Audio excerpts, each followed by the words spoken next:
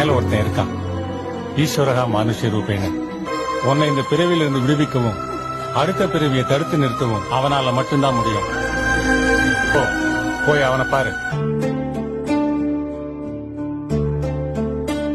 வந்தாயை